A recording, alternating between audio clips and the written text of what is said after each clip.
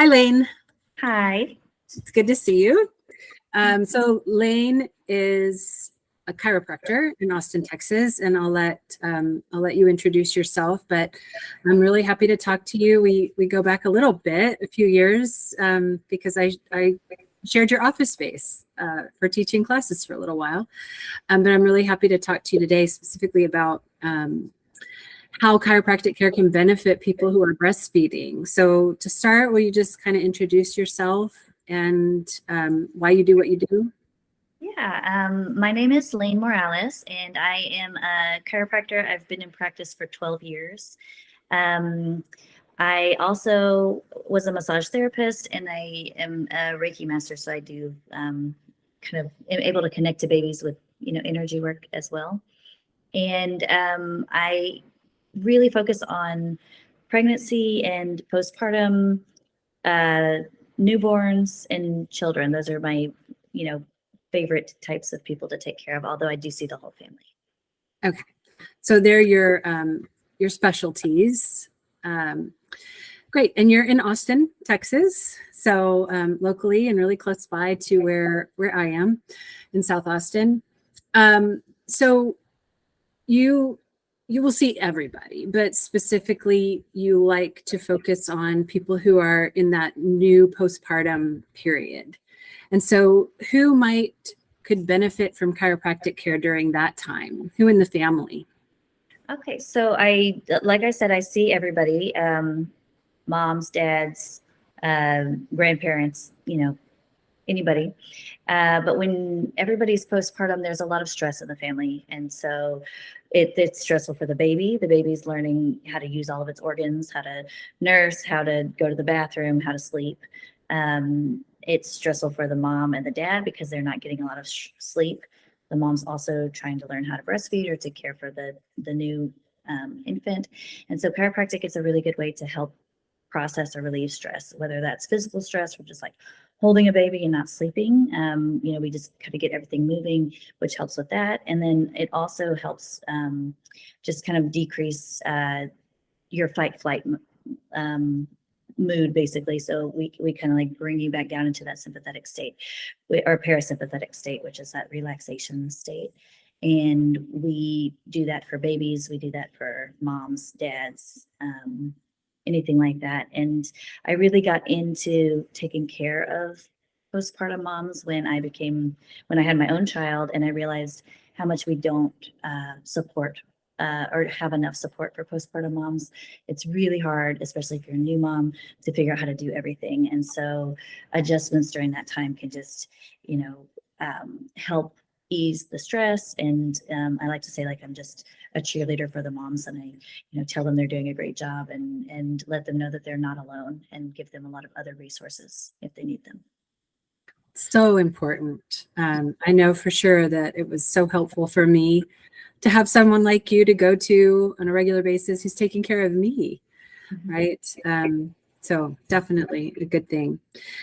So then specifically for babies, so kind of just refocusing there, how is chiropractic care good for babies? What kinds of things do you help them with, newborns? So usually I'm often seeing the mom during pregnancy, and what I tell her is you want to wait at least 2 weeks after the baby's born to bring the baby in to get checked to see if they need chiropractic care. But reasons to bring them in even sooner than that would be if they're having trouble nursing, if they are colicky or they just kind of cry all the time, can't get comfortable, gassy, digestive issues, if their head is turned to one side, or if they're stuck anywhere else in their body. Those would be reasons to bring baby in even sooner. I adjusted my son the day he was born. Okay, that's all good to know. And so if a baby is having trouble with breastfeeding, how can you help in that situation specifically? Yeah, so what I like to say is, the mom has to know how to breastfeed, and that's where lactation consultants come in, because they help you figure out how to do that. But the baby has to mechanically be able to breastfeed in order for it to be a match, right? And so that's why we check for tongue ties and things like that when you get taken care of. But sometimes it's just body work that the baby needs. So maybe their jaw is not opening all the way, or they're not able to stick their tongue out far enough, or the nerves in their upper neck are there's like fixations in that area, which is affecting their ability to swallow and breathe and suck all at the same time. And so we work on the suck reflex. We work and make sure that the jaw is open, the head is turning correctly, because sometimes the baby only prefers one breast to the other. And that their whole body is relaxed, because some of these babies are just born with a lot of tension in their bodies, and then that just makes it hard for them to nurse. And so the type of adjusting I do is really, really gentle. I do a form of craniosacral as well as regular chiropractic, but when you adjust a baby, it's just so gentle. You're putting about the amount of pressure you would to check to see if a tomato is ripe, and you just kind of do a little vibration. And so it's not like what you might have seen on the internet that a chiropractic for adjustment for an adult looks like. But really, I put my finger in their mouth, I check their latch, I work on their palate, I work on their tongue, and anything else that might be interfering with their ability to get a good latch. Okay. I've always wondered that about babies being in the womb, especially at the end, when they're so kind of cramped in there. I imagine that they would have, and I know a lot of times it's true that they come out favoring one side or the other, have trouble turning their heads in one particular way, maybe because their neck was stuck in a certain position for a really long time. So I imagine there could be a lot going on. Well, what I tell moms is, especially if your baby wasn't moving a lot, sometimes a baby will just get in one position. They're always turned to the left, or they're always in the lower, right-hand corner or something.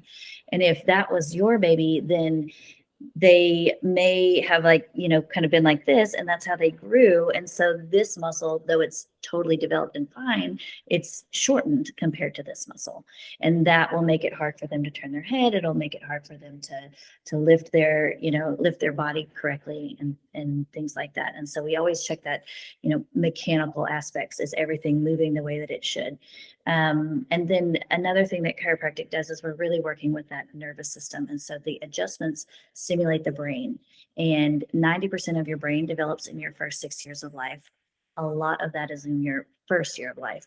And so if you have kind of a disconnect between your brain that sits here and how it gets to your body, which is through your spinal column, then that can affect how you develop. And that's where we're working with that suck reflex, or just their ability for their bodies to function well. And the brain is amazing. It will figure out how to function, but this just enhances or helps with that functioning. Okay. Very, very good. And so if you're getting these kinds of treatments for your baby to help improve breastfeeding, how often do people usually need to go? How often do you see them? So a lot of babies, what I'll say is, we'll just start out at twice a week for 2 to 4 weeks. And usually we should be seeing a change within those first 2 weeks. You should be getting better latch. And then it just depends on how long it takes for that baby to continue to latch appropriately.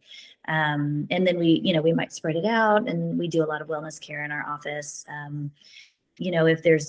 If you come in and there's just nothing going on with your baby and they're perfectly healthy, I might say, well, let's just check your baby once a month and make sure that they're, hitting all their milestones, or moving their bodies correctly, or, just functioning correctly.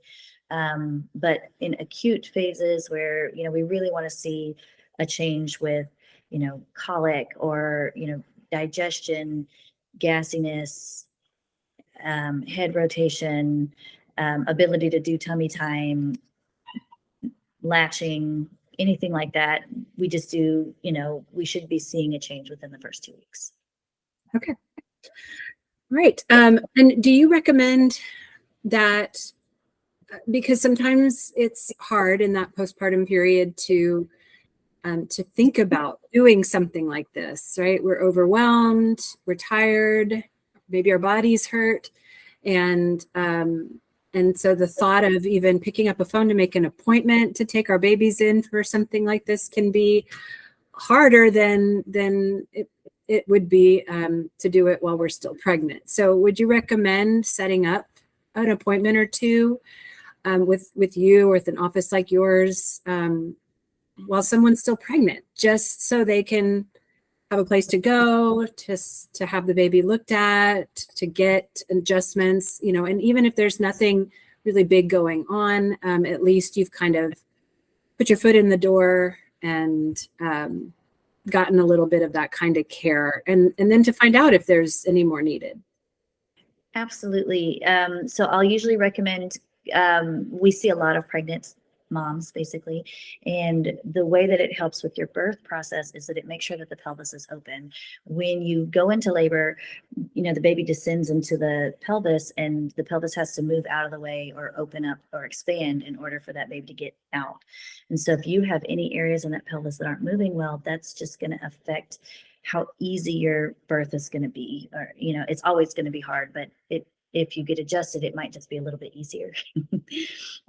So I usually just recommend coming in to just open up your pelvis so that you can have, you know, that baby as easily as possible. And then you're already in the door and it's a lot easier. You know, we usually reach out about 2 weeks after you have the baby, check on you, see how you're doing. And then you're all set up and you can just kind of bring baby in, which is an easier process, because it is really hard to do something when you're kind of in the throes of it. And those, you know, baby has to eat on day one, right? And so those first couple of weeks can be really harrowing or difficult if you're having trouble with that.